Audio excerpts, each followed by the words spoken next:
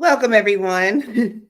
There you are. I was going to say, where'd she go? I'm right here. I'm right here. Happy Holy Saturday. Today is the day after Good Friday, and I know that the day after Good Friday is usually referred to as Holy Saturday. So happy Holy Saturday. It's the weekend of Easter. So for all our families and friends that do celebrate Happy Easter. And I hope that you're taking the day off to reflect, except when you come to listen to Picom Care Associates. It's a Yeah. pleasure to come your way. My name is Edith. I'm the CEO and founder of Picom Care Associates. And with me is my lovely Queen Angelina, a nurse, our client care coordinator, and also network specialist. That's a lot of titles. And she does a lot indeed. So we have a very maybe interesting topic, I think. One of the biggest challenges is meeting client needs. Meeting clients' needs. I used to have a director who would say, Edith, help ain't help if it ain't helping.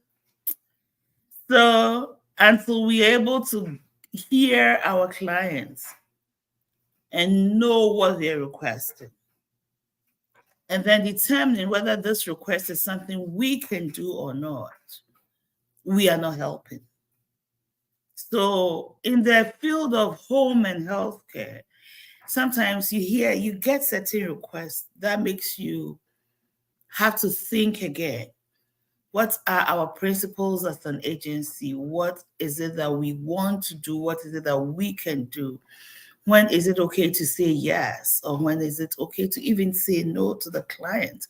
Because at the end of the day, our job is to ensure that we are giving the client the best care. So, what if the client has requests that borders on any kind of discrimination? I'm not talking about just race as in skin tone. I'm talking about even race and culture as in same-sex couples, same-sex husbands. I mean, same-sex couple. You're taking care of a husband, a wife and a wife, or a husband and a husband. What if the religion or religious background is different from your religious background and you can't handle that? What if there are a lot of what ifs? We live in a culture where we have the LGBTQ plus, and men are seeing themselves as women are seeing themselves as men. Some people are gender fluid, and all of these things are playing a role in your business, in your agency. I guess our topic today really is great for agency owners, and business owners, because it doesn't only affect home care agencies, it affects everybody. Maybe you're a caterer, you cater for weddings, and a same-sex couple come. Maybe you're a pastor, you're a minister, and a same-sex couple come, gender people come, whatever. How do you handle this? How do you handle this? Um, how does your biases, your principles, your policies, your prejudices, and the laws of the state that you live in, how do you play these, and how does that affect your business? We want to talk about it. We are talking about discrimination generally. Generally, we are saying discrimination. If you feel like a client is discriminating against a particular group of people, how do you handle that? We've had, Queen, let me ask you this question. Mm-hmm. We've had clients who say, I prefer a female caregiver. Mm-hmm. Would you consider that discrimination? It is. Okay, so I'm going to answer that. Before I do, I hate when people answer questions of questions. Like, let me tell you, before I answer that, let me explain what my thinking of is when we're talking about discrimination. Okay, so by definition, y'all know I love definitions and words and being thorough. So that's a discrimination. Hang on. Where'd it go? Say discrimination is the unjust or prejudicial treatment of different categories of people, especially on the grounds of ethnicity, age, sex, or disability. But of course, we know, like Queenie just said, there's a whole lot of ways we can discriminate against someone. So if I pull the word prejudice out of that word discrimination, I think that's where I'd go with that. Let me see, prejudice. Because prejudice is a preconceived opinion that is not based on reason or actual experience. So before we got on here, I had put the title up, right? Grand Rising Queen Kathy. Thank you for joining us. Happy Saturday. So I put the title up and Queen Edith says, maybe we shouldn't say discrimination, and I thought about it, and you know how I do. Some of y'all know how I do. I get to running out of time because I'm delayed sometimes. So I say, let's make sure we have this definition correct, right? Grand Rising, Grand Rising. Thank you for joining us. So the preconceived opinion that is not based off of reason or actual experience is really what draws with this conversation.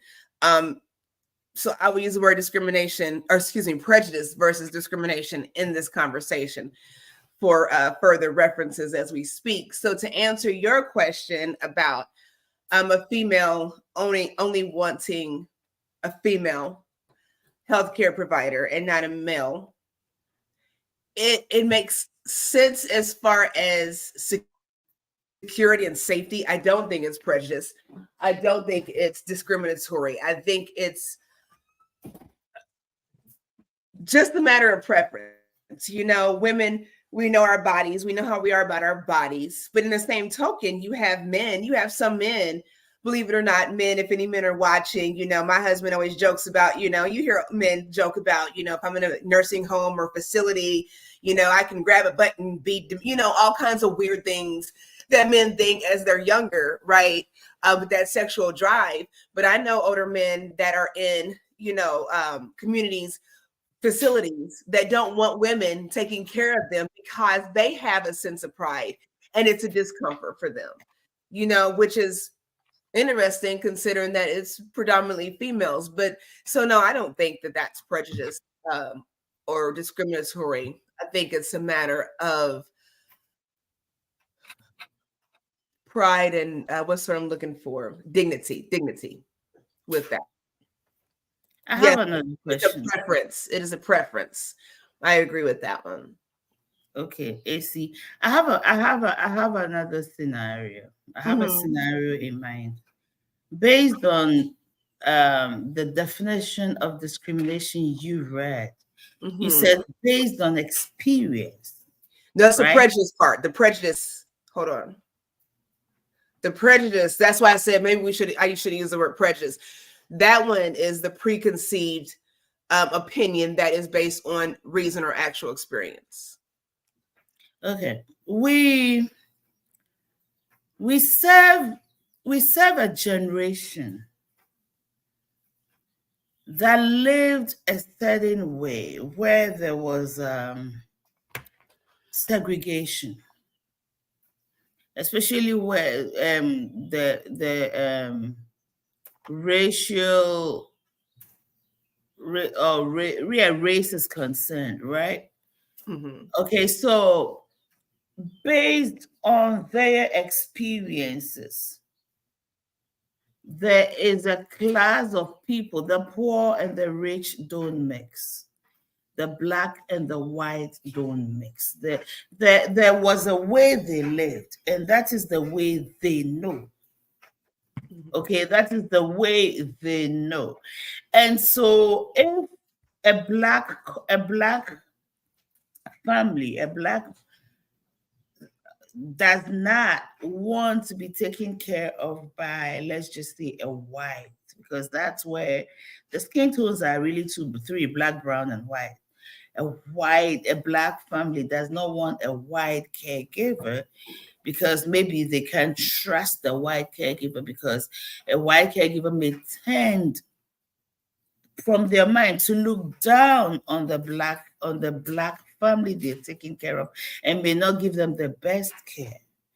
And for whatever reason, because we do not know people's background, we do not know their history, we don't know where they're coming. We really don't know anybody.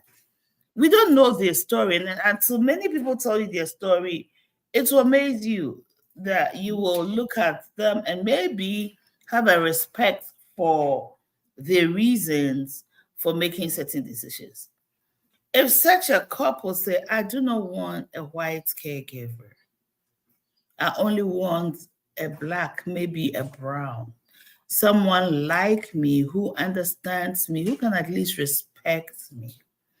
Because the generations from I didn't live in that generation, and I did not live in America. I haven't lived in America for long. I mean, 20 years is long enough, but I didn't grow up here. So there are certain things I don't see it the way like a typical American who was born here, mother, father, will see it. Okay, so they know what they're talking about. They know how they're feeling about it. So would, as an agency, and the law states that we do not discriminate when it comes to employment, equal employment opportunity. How do you reconcile the two? How do you reconcile the two? So do I say to my client, okay, I'll do my best to give you what you need. I may not have a black caregiver for you all the time, or so you will have. I don't have a choice by law. I must be able to give you whoever is qualified to take care of you. Our job is to make sure that you are well taken care of. So we'll make sure that our caregivers are trained, and if you are saying no to a particular caregiver because of their inability or to take care of you, they're not meeting your needs, it's one thing, right? Or what do you say? How would you handle that? Would you do your best to give the client what they're requesting for? And would that for me, I would. I mean, here's the thing.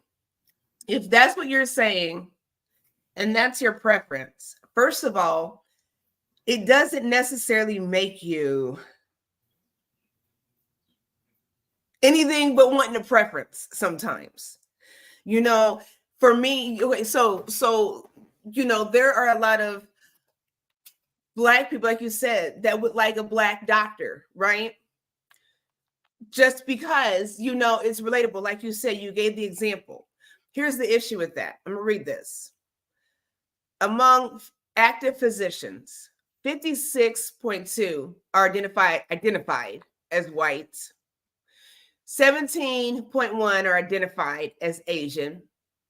5.8 are identified as Hispanic. And 5% are identified as Black or African American. And I say identified because you can mark whatever you want to on your little paper. So 5%. If there's only 5% of Black doctors in the United States out of all doctors, wow, how likely is it for every Black person to get a Black doctor? We can't even go to the doctor and see our same doctor every time we go. So for you to see your same Black doctor, but that is what is preferred a lot of times. Because a Black person prefers that does not make them discriminatory. Like Essie said, it's a preference with white people that prefer to not have other caregivers that are not white. And a lot of times I've seen it where it's not just Black people they don't want. They don't want Hispanics. They don't want Asians. They just want someone that's white. That teeters on the line of some stuff. But anyways, in my opinion.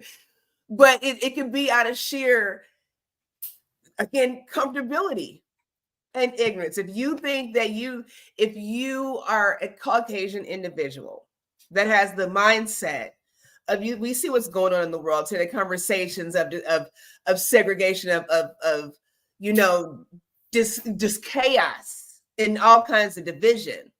You know, let's just be honest. Let's be real. No matter how somebody feels about this topic, let's be real. There are white people that feel uncomfortable because they don't want to feel like they're the bad person because other white people do bad things. Does that make sense? Just like white people don't want to feel like we're this or that because that's how we're being painted. So what happens when that's the case, where you're comfortable with who you know? And so as a white person, maybe I don't want black people taking care of me because I don't want them doing harm to me because at a retaliation because they think I'm like them, kind of things. Like you said, you never know what's going through somebody's mind when it comes to safety with entrusting someone else with your life and your health and your well-being. You never know what goes on. And it's important, especially today, to have these conversations, you know, like you said, and no shade to anyone. We talk about the LGBT, all these alphabets, all these letters all the time. I'm not trying to be, please don't strike this page. Don't strike us, please, you all. But we have those conversations.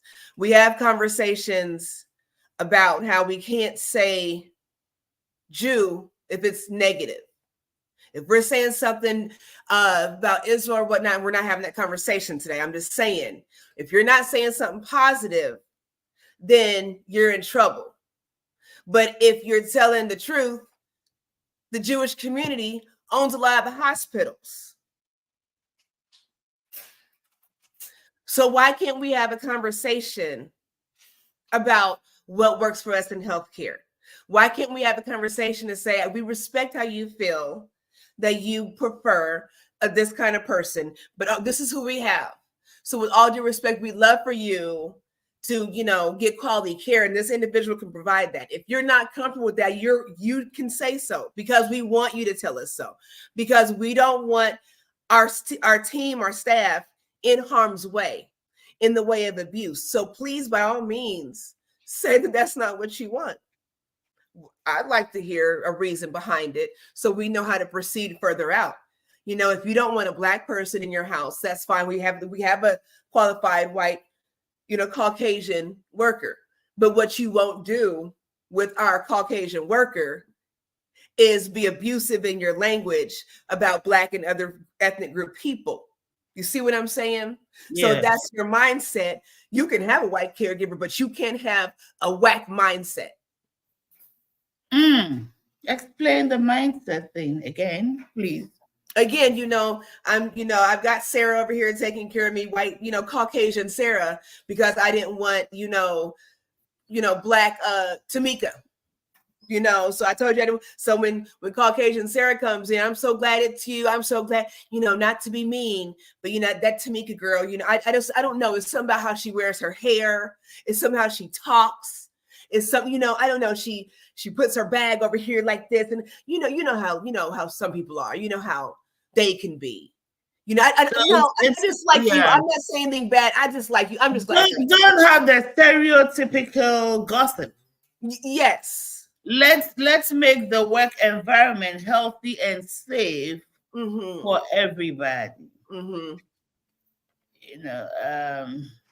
This is a very sensitive topic. So let me bring this. We have a caregiver, a client who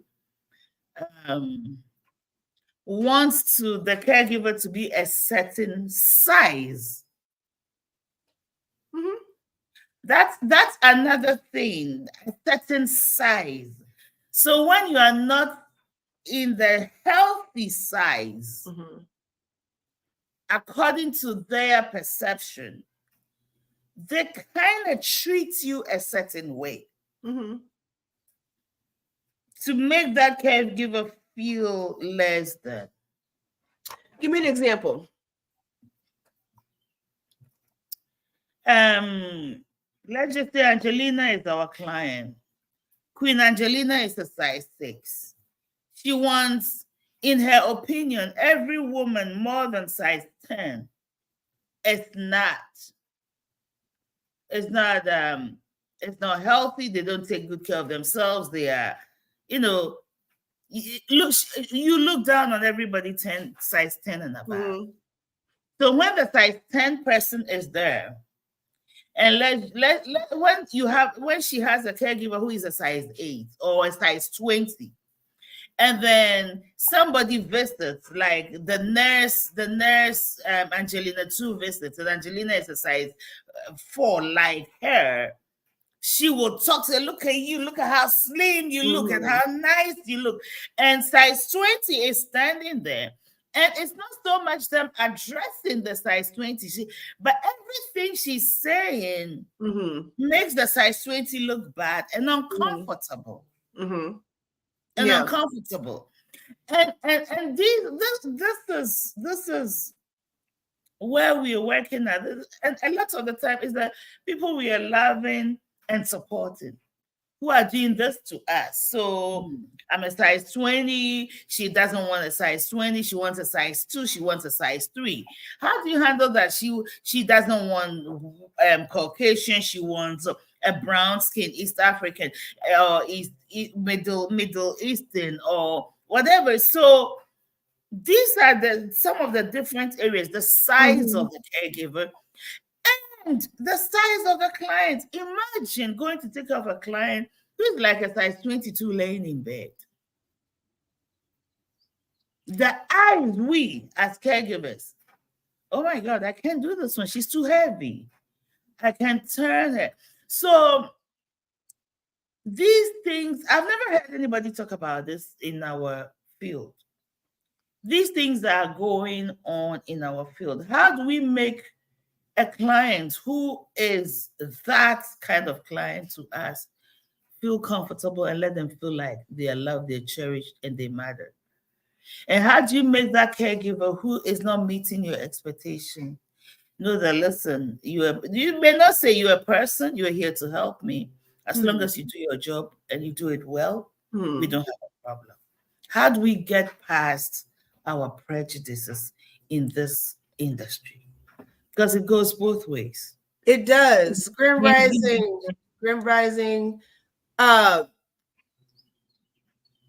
Well, Queen Essie, Grand Rising Queen Mother, thank you for joining us, everyone. Queen Essie says, before I give you my answer, says, when a client is making such a demand, the agency needs to let them go. Well, I guess it depends on if they're crossing boundaries, right? So our clients, patients, residents, we all have access to our rights, right? You have the right to be, harassment free, abuse free, you have the right to fair treatment, all that. It goes both ways. So when patients, clients, residents, they're signing those forms, we're signing those too, as employees as healthcare providers, so it goes both ways. I think unless there's a conversation, then what do? You can't, it's very difficult to dismiss ignorance anymore. We cannot continue to dismiss ignorance. Again, we do not know what everyone's thinking and why they're thinking that way, what environment they have been in to allow them to think that way. But sometimes it makes logical sense, like you just said. Queen Nancy said it goes both ways. Like you just said, if the client is saying this with the weight situation, the thing is, they won't say. They're very subtle about it. Oh yeah, things like I'm going to have some lunch. Are you hungry? You might look. You could spare the diet. How about just little things? But that's what I'm saying. Are they saying it out of concern? Because on the flip side, when you come in and say you're aide and you have this patient, you go and do baths, and you don't realize that this person is a 2-person transfer because of them being heavy. Even with disability, you didn't realize they had an amputation to a leg. They can't help you, 2-person. There's a lot of things that go in your mind as far as how you're going to proceed with that care. And again, I think sometimes when we're just saying things just because of how it looks in your eyes, and there's no benefit for how you feel. If I have a heavy set caregiver If they can do their job, they can do their job. Period point. If I'm somebody that keeps falling on the ground, then I probably do want somebody that's a little more fit. That doesn't mean you want somebody then. You know what I'm saying? Somebody super skinny, so it's just a mindset. Because check this out, Queen. What happens when we have conversations, like I said, so now we have the LGBT conversation that older people are having with us as healthcare providers. They're giving their opinions. They're using language that they were allowed to use back in the 60s. I'm not going to go there today, but you use those words, maggot rhymes with maggot. They call themselves that, but now you say that now it's offensive. What happens when we're talking to our patients, our clients about politics? I've had clients, I don't bring these things up. I don't bring up politics and religion, and they do. What do you think about Trump? What do you think about Biden? And I give you my opinion. You looking like, oh, I can't believe this black woman said that. Oh, not this black woman. Oh, this black woman sure did. And I'll let you all figure out what this black woman said about politics. But does it matter? But now we're having this discussion, and now I have a Caucasian client looking at me like there's something wrong with me because the way I think about what benefits me politically. What happens when we're talking about religion? Again, something I don't bring up with clients. But when are you a Christian? Did you raise your children as Christians? Do you go to church? Do you go to church? What church do you go to?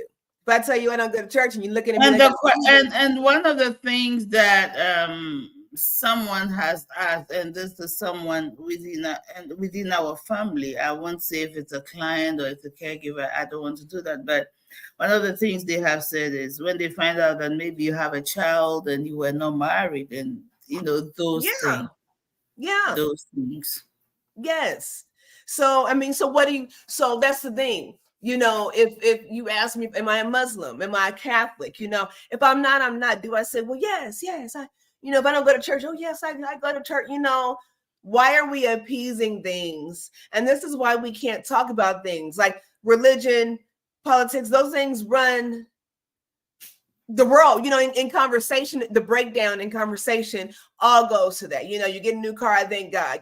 Something happens, hell, whatever's going on, our economics, government, so everything, those two things drive what goes on in this country, but they're so taboo, we don't talk about it. Why can't we respectfully say either, number one, with all due respect, I don't think it's appropriate to have this conversation. I'm not comfortable having this conversation. Can we change the subject or have the conversation? If you're looking at me because I say a certain thing, just out of curiosity, why, what are your thoughts? I just don't see how you could, I don't understand why you, okay. So that just shows me that we're not on the same page. I won't call it ignorant, but we're not understanding one another. And we do need to understand that we have to respect differences of opinions, especially when it comes to a professional relationship. So if we cannot have conversations that lead to us respecting one another's point of view without any further animosity or harm to that professional relationship, then we don't need to have those conversations. But when it comes to overstepping boundaries that do cause harm, those conversations need to be had, so yeah.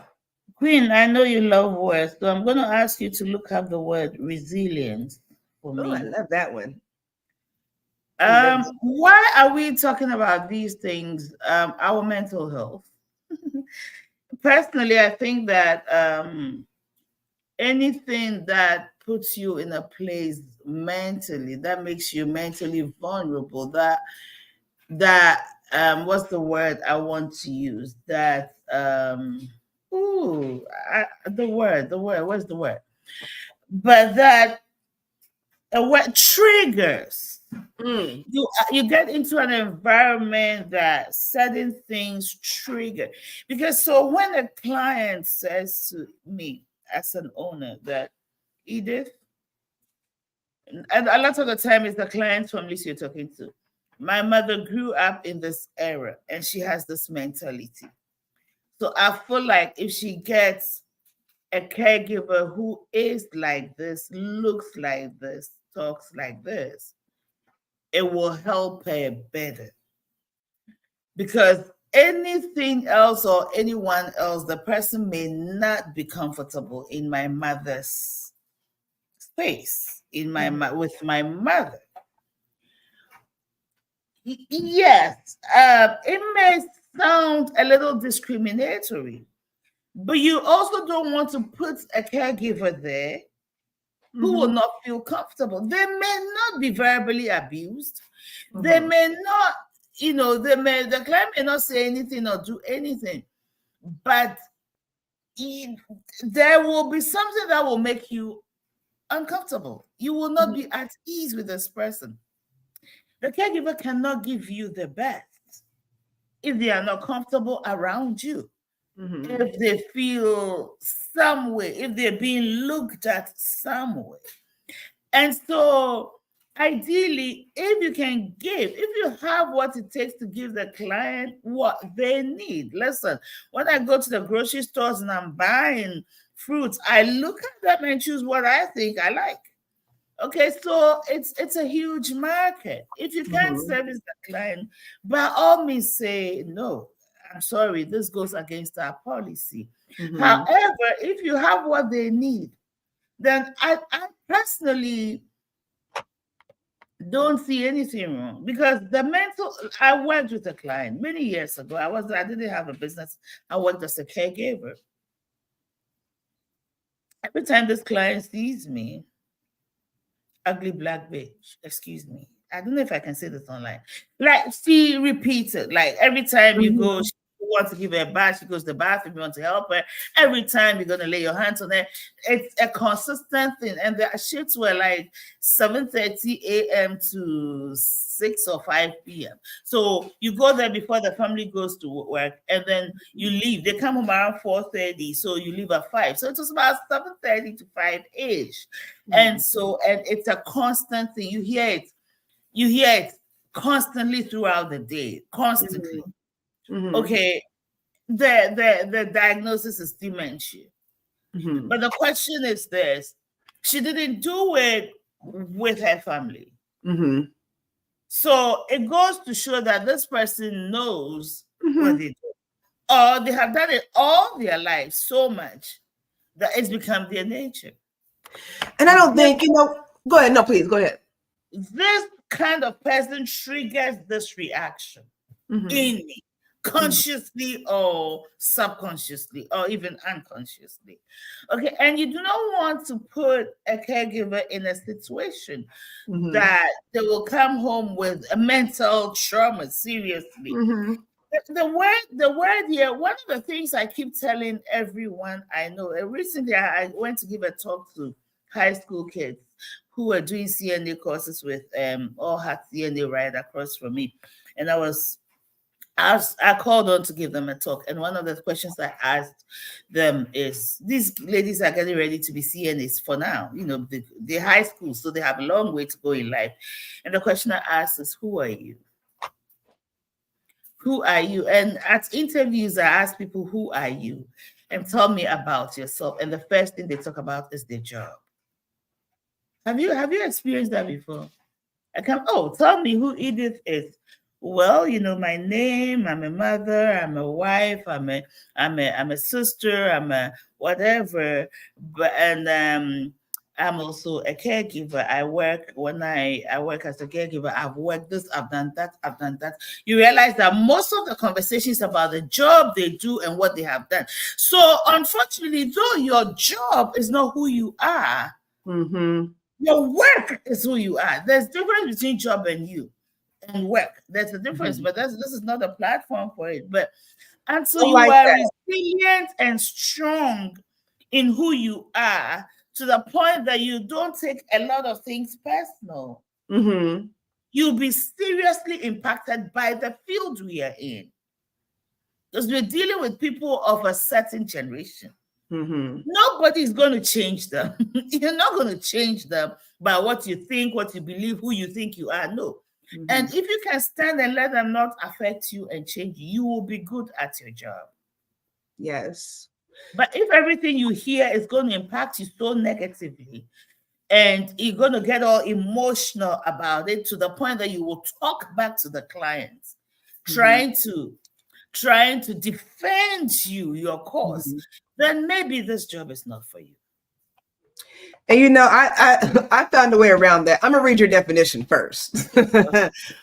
Resilience, the capacity. Okay, the capacity. How much do you have? Okay, to withstand or to recover quickly from difficulties. Mm. And that's really what life is all about. It doesn't matter what the situation is, there's always chaos, there's always division, there's always divisiveness. What is your resilience? That situation that you shared, I was in a facility and I had this woman, this daughter comes. You can look at people. That's why I said we all do it. You can look at somebody and kind of read somebody. You could read that book from the cover. You looking like, she just looking. So she comes, her mother was coming back on memory care, which I ran. And she says, I'm such and such, my mother is such and such. I was aware of who she was. She says, my mother's come back here. I want to talk to you because, my mother, I don't know what's wrong with her. I don't know why she says these things, but she says, sometimes she'll say racial things. Sometimes I don't know where she gets it from. And you could tell that she was trying to soothe the situation over, trying to, set the tone. And I was aware of her mother beforehand and I wasn't fazed, okay, I got you. And at that time, she wasn't on a dementia unit. She had a husband. Her husband didn't talk like that, but she did. That led me to believe that you may not spur that out all the time, but in your older age, we're getting older and we want to be set in our ways, and now you really can't tell us what to do, right? So that's what it was. And I had never experienced it, but she dropped that N-word like a mug, no problem. And it'd be, you nigger bitch, and it's like, and some people would get frustrated. Some people would just be like confused. I had a little Hispanic girl and she was uncomfortable with it, and I had to educate them. One day she came out, she never wanted to come out for meals. We don't want people to be isolated. It doesn't matter who you are. Right.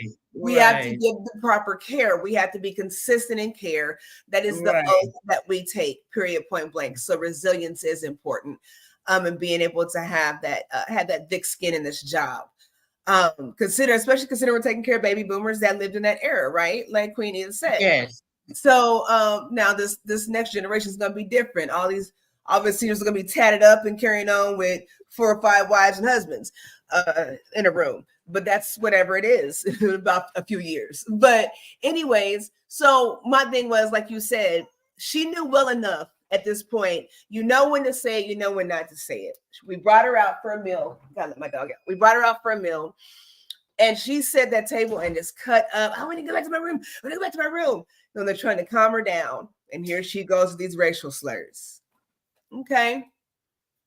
I'm the queen of the dementia care, you all. So when I politely go over there and let you know, ma'am, sir, you can't be out here disruptive like that. It's not fair to everyone else. Okay. We have to share the community. But she wouldn't say it to me. She looked at me like, just get away from me, kind of look. But she wouldn't say it to me. And it's not that I'm big or bad or I'm any different from anybody else. You just weren't going to do it. There's something about my essence. There's no need for that. I like to try to soothe you and calm you with my presence is what I mean, So I'm trying to, not being loud in her ear, come on, eye contact, can't do this. We have to be respectful, have to be mindful, yada, yada. I wasn't addressing the racial slurs. I was addressing the disruption, period. See, I'm not going to play these games with you. You're disruptive to everyone else around you, including your Caucasian counterparts, and it settled her down. Someone else comes around, you're yelling, screaming, go back to your room. They try to calm her down because, okay, I tell you what, you stop trying to calm her down because it doesn't seem to work. So now I have to intervene, that resilience. But if you can't get with that, I have politely let someone know because, see, you just right in your head in the situation. you do understand the words that you're using. I told you I like words. That little nigga word, it means ignorance. Two things. I respect your age as my elder. I don't know who raised you because I wasn't allowed to be name calling when I was growing up. So why you're name calling right now as a well-seasoned adult is well beyond me. And don't you see the irony in someone that looks like me trying to help someone that's in a position like you? Wouldn't that just be ignorant to not be grateful that people can see? We can have those conversations. We can have adult conversations about poor behavior, and be respectful and be mindful. If you can't do that, and I can't keep having these conversations with you, well enough to where you've been put on notice. And that's just that. So if you keep doing it, you'll realize with me, you're not getting a reaction. I told you whether you remember or not, and my essence kind of helps you recall that, just by being kind and compassionate and being resilient, like you said. So we're not going to keep going with that. We have to change our mindsets as healthcare providers. We have to change our mindsets as individuals, as citizens in this world. How we respond to foolishness, how we respond to brokenness, to lack of knowledge, and to misunderstanding. Because us not doing that as a human race, as one people under God, has left us having this very conversation to where people need health care, and you never know who's putting your life to bless you and give that to you. And the foolishness and the lack of so many things positive is keeping us from advancing to where we can all grow, where we can all heal, and we can all feel safe in whatever environment and situation we're in. And resilience feels good and not fearful. And I'll land with that. Thank you, Queen. You raised a whole lot of things that are key, are very important, coming from both ways, the caregiver and the client. The onus, I think, unfortunately, is on the caregiver. At Peak Home Care, one of the things we're working on establishing is counseling, mental health counseling. Because you know what? If you know what your triggers are and you're experiencing the situations with your client, then we want to talk about the root of the trigger. We want to make sure that in the field, you have the tools to handle those situations until you can't anymore. Of course, if you're in a situation where you feel abused, by all means, we'll take you out of there and we'll deal with it. Absolutely. We won't put anybody in harm's way. We will not put our clients in harm's way. Neither will we put our caregivers. For me, my caregivers are also my clients. Mm-hmm. If my caregiver is not good, my clients will not be good. No, you can only give what you have. So if the caregiver is not in a good mental situation, she's dealing with so much and doesn't have the ability and the tolerance and the resilience to take care of someone who may be ill, sick, whatever we call it. Someone who is set in their own ways where they will say whatever they want and we don't have the capacity to handle it, and this person is not going to change. It's two things. We either give up the client, we remove the caregiver, and so it's all individualized. It's one-on-one, it's not one size fits all thing. But overall, considering the generation we are serving, these things are bound to happen. These things are bound to happen, and we need to figure out how to educate our clients, because they do. We've had clients who didn't even know about home care and didn't know how home care works. Okay, so they're all education. We also owe it to our number one client, who is the caregiver, the person on the field, the hardworking, the hard-on, working so hard. We owe you the responsibility of giving you the mental health education, the counseling you need to overcome some of these hurdles in life. Because one of the greatest gifts of life is the ability to overcome. Mm-hmm. You get the situations at home with your spouses, with your children, at church, with the church elders, in the marketplace, with your siblings, in the family. Someone will always offend you. But the level at which you take that offense and how you respond to it speaks more about you than about the person who is creating the offense. You know why? Because they're offenders. You know, you're talking about an offender. So how do you know,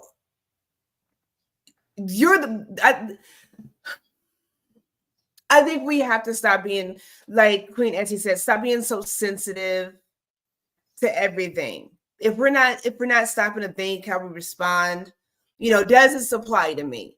You know, how does this affect me? You know, how does it define me? Like you said, who are you? And the other question I want to ask your listeners, why am I even reacting this way to it? Yeah.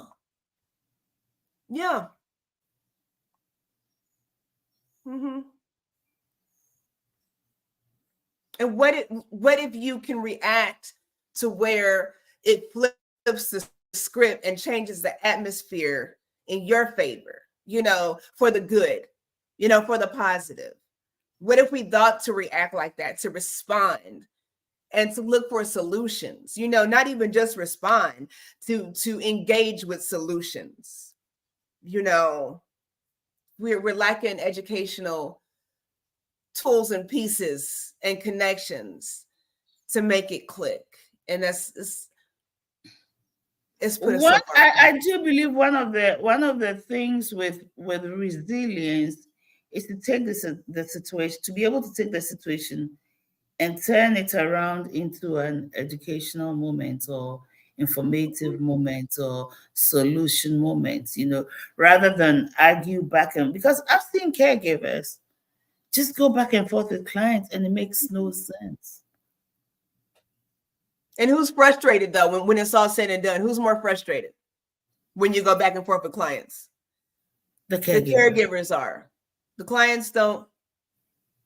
They can just say, I don't want this woman in my house. Crazy. And then you lose income. So keeping your eye on the big picture is number one. Number two, developing, not making it about you, developing the mindset that this is not about you. This is who they are. I've worked in customer service. I worked in customer service in DC, from all the way from Ghana. I have dealt with people all my life. And I've had situations where people have walked to my desk and be, oh my God, why is she coming at me so angry? And I've learned to maintain my cool. They say whatever they say, I say, madam, and explain the situation. And that makes them even more angry. But therefore, as long as you maintain your cool, eventually they become diffused. Because what is there to argue about? Oh, yes, ma'am. Okay, ma'am. Thank you, ma'am. It doesn't hurt anything. It doesn't change. It doesn't faze you in any way. And it doesn't mean that you stand for abuse. You know, you just handle a situation appropriately. You can say yes, ma'am, no, sir. You can say yes or no if you don't want to give a sir or ma'am. And when it's all said and done, you don't have to be a part of that situation anymore.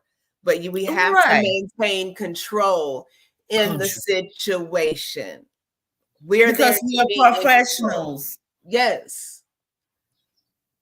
So, and because it's your livelihood, you know, it's your livelihood.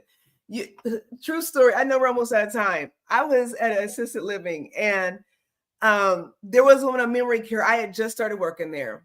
This girl was fired. There was an investigation going on. This girl was fired. Black girl. This old, when I say old, I don't mean in age. She was old in her mindset, old in her body. Like she was just, it was tick-tocking for her.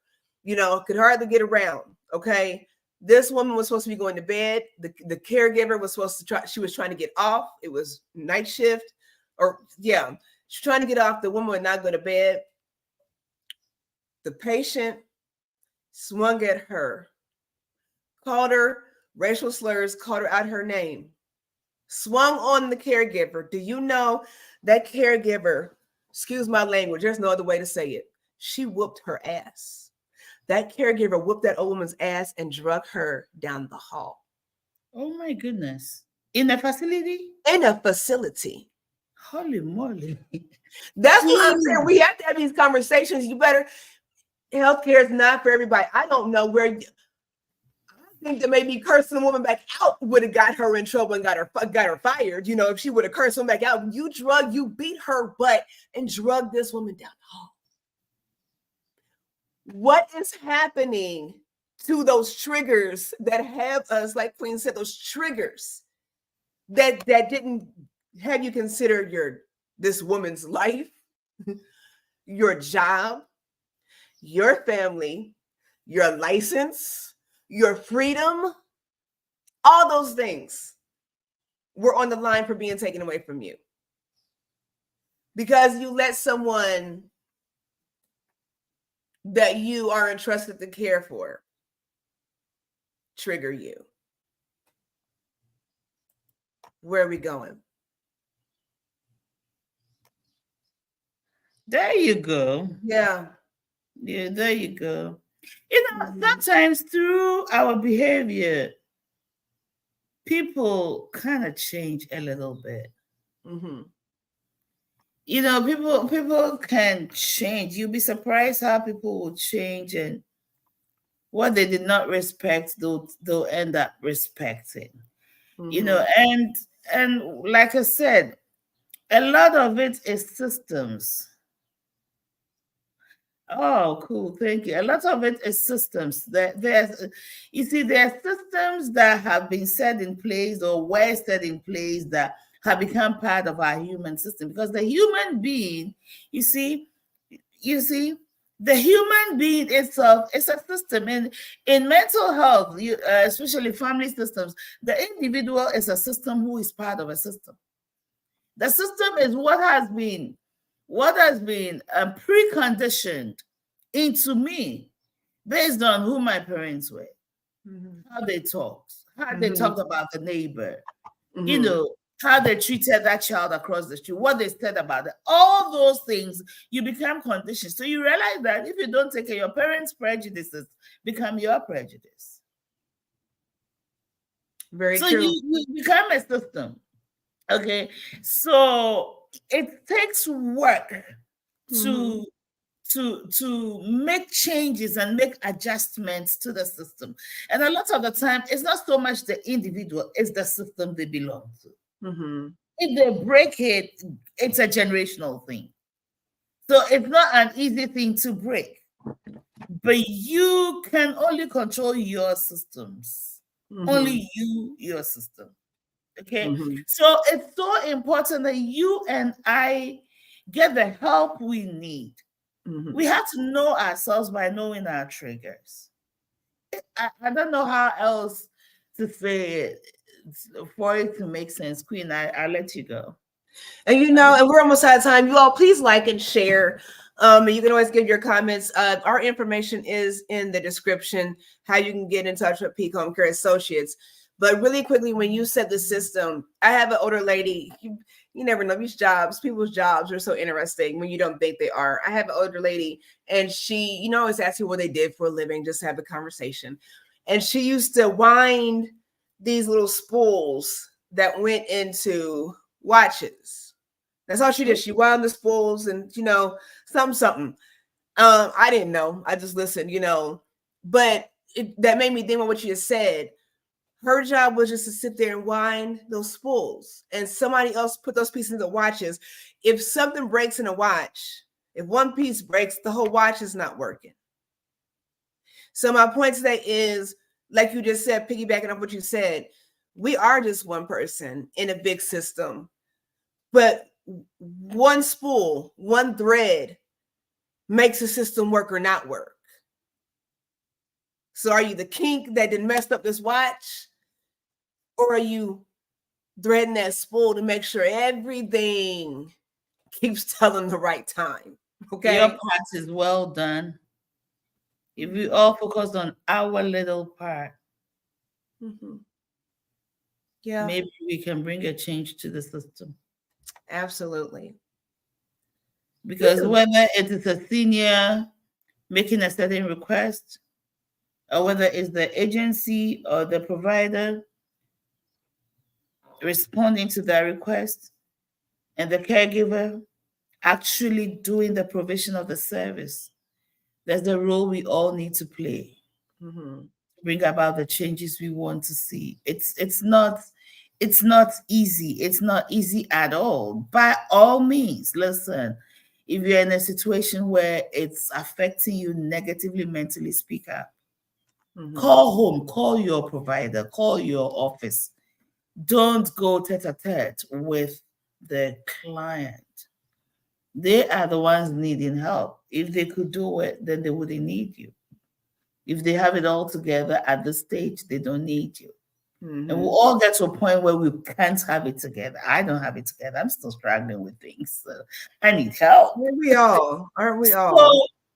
So that is not saying that they don't have it together. Doesn't mean they're useless. I'm just saying that everybody has help. And at every age, we have different kinds of help. There's a time I could spend all day cleaning thoroughly. And now I need help cleaning my house. And I live in a 2-bedroom. So you see, we all need help at a certain time. Just don't go tete-a-tete, don't go fighting, don't go arguing, don't go questioning. Keep your dignity. It is your dignity. Mm-hmm. It is your face. It is your name. It may be somebody else's, but your name is on it. Once you show up, it's your face and your name representing all of us. Hold it together and get help. Our mental health is so key. We check our breasts every year, we check our breast health, we check our reproductive health, we check our heart health, we check all those health. We don't check our mental health, and it's not something we do. Mm-hmm. But we must. Yes. We must. We really must. What a powerful conversation. I had fun as always. I had fun, and I love seeing our viewers contributing. Do you want to read some of the comments and then? Oh wow, it's 11:12. It is. We have 2 more minutes. Not yet. Well, we are on less than an hour. Can you read 1 or 2 comments and let's see what? Yeah, most of them I put up as we were talking, but yeah, let's go back through them. I like what Queen Essie said about society becoming sensitive, and we are walking on eggshells. So definitely we have to get this start a different conversation and do it productively to where we have some positive outcomes. So Queen, this is a powerful thing. We have become sensitive. Even when you cough and you look at somebody a certain way and they're dealing with something they're guilty about, they feel like people are looking at them a different way. The moment you look at it and it's in their mind, you are judging them, it becomes an issue. We become so guarded and afraid because we judge ourselves, right? Oh, yeah.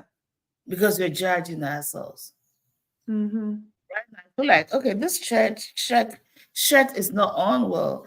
When you look at me as a certain Queen, are you judging the way I'm dressed? You know, we become so sensitive. We are. And it makes for a weak world. It makes for a weak society. It does. We're not strong enough to hold one another accountable. We're not strong enough to be accountable for self, first of all, and then hold one another accountable in love. And have the difficult conversations. Yes. Somebody has to do it, and the people that do it, now you look like, a crap starter. You look like a conspiracy theorist. You look like you're crazy, you know, when people a lot of times are just trying to spread knowledge and wisdom. And that's why I said with our seniors, I think it's important. I do things for seniors all the time. I have people stop, I stop and do stuff, it's not a big deal. And they try to give me money back. I hate arguing with seniors about money. I do. And one senior, I had to hide money from her that she would not let me leave until she gave me this money. I'm hiding this money from her. I'm thinking to myself, I hope she don't come across this money and be confused about where it came from, but I hope she didn't know where I put it there. You know what I'm saying? But like I told them, my grandmother can't give me no money. My grandparents can't. I'm not taking no money from no seniors, but I will give to them. How do you charge? And that's what helped for me. Healthcare is, it breaks my heart sometimes. And shout out to Peak Home Care Associates, what we do. Queen Edith will make a way out of no way. I tell you what, to make sure you get the care that you need as a CEO and founder here. Because for me, it's kind of strange to charge seniors when they've given what they've given. I have someone, I do life coaching. Let's bring it up. We're talking about what's wrong with this shirt? See, I'm judging myself. I'm gonna get off camera. Hold on. Go ahead. Because I talked about this shirt, now you're talking about yours. Now you're I know you got me going. See, so we become so sensitive. I'm thinking, what am I wearing? Everything seems to be looking so something on me. But anyway, go ahead. We are getting sensitive. We are getting, and some seniors. One thing that also breaks my heart is that some seniors need more care, and for financial limitations, people who have given their lives to the country, veterans, their financial support is so little. Though they need more care, their financial support is so little. There's so little that they are not getting what they really need and deserve. It's just so much. Mm-hmm. And so every time it comes to finances, I say, you are the one. We need to make a video on financing, senior financing, home care. How can they even pull monies from wherever? Where do they go to? Who are the organizations around who have what it takes to help, especially private organizations, to help seniors who don't have the financial ability to even have home care or even live in facilities, where they are not qualified for Medicaid because they have too much money, and yet that money is nothing. And all of those things, that's your area. That's your area. That's something you have a lot of knowledge about, tax write-offs and things that can be written off. And sometimes is it better to go even just on hospice to get your bed pads and your disposable underwear for free, get a bed and all of that, and let that situation pay for it so you can save some money. It's just a whole lot of things that may be done that will be helpful to our seniors to get the care they need, because at the end of the day, it's something they need.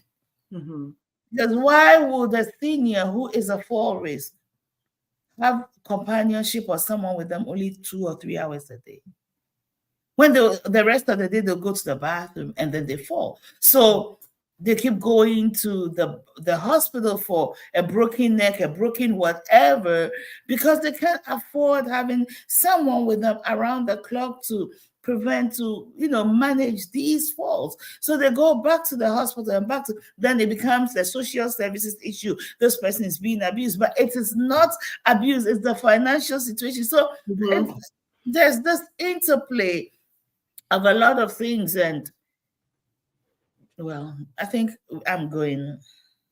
That's true. That's true. Which is why, in a nutshell, this is why we do ask you to share these conversations. I did put Queen Edith's information in the chat. We want you to share it. Find us on all our platforms. Go over to YouTube and look at the Peak Wellness Hour on YouTube. Subscribe there.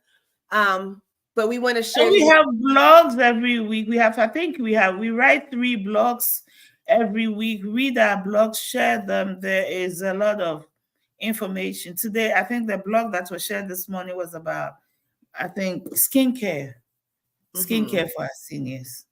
Okay. Read them, share them, And for Yes. all of you who are sharing, who are viewing, last week we had over 700 visitors to our website. Over. Yes. Awesome. Thank you. Awesome. We certainly appreciate it. We have fun coming here talking with you all, and sharing and your comments and your thoughts and just your presence is important, because Queen Edith and I could talk amongst ourselves all day long. So it's definitely fun to incorporate other people, where we can all grow together, right? So definitely check us out. We're here every Saturday, 10 a.m.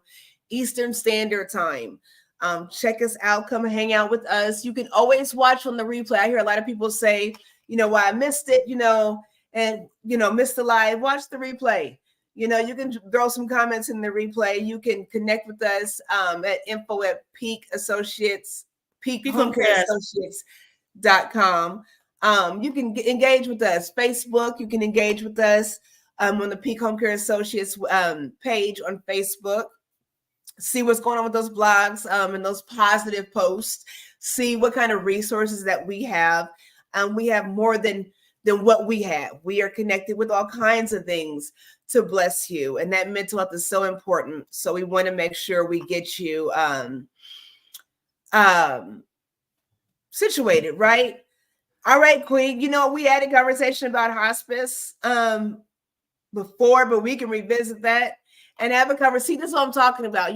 People engaging. We can talk about this some more on another broadcast as far as the advantages and disadvantages of a hospice.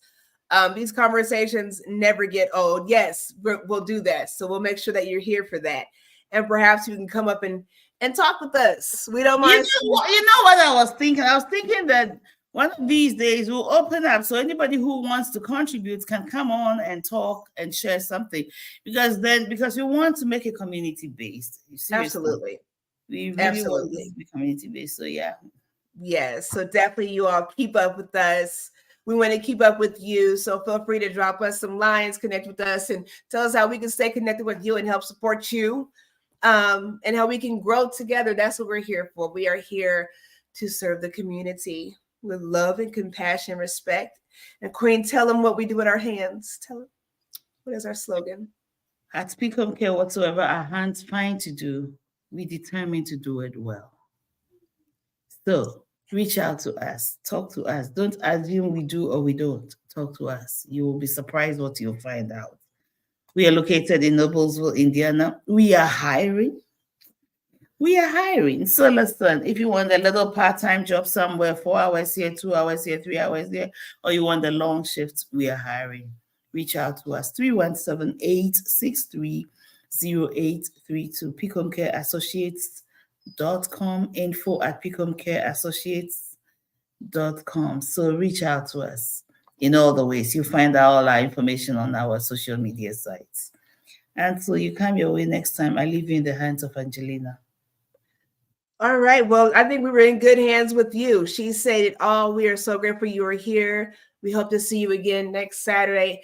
Again, if you came in on the tail end, start from the beginning and watch the full message. Until next time, we wish you so much fun. Happy Easter. Have fun. Yes. Peace, love, and blessings to you all. Bye.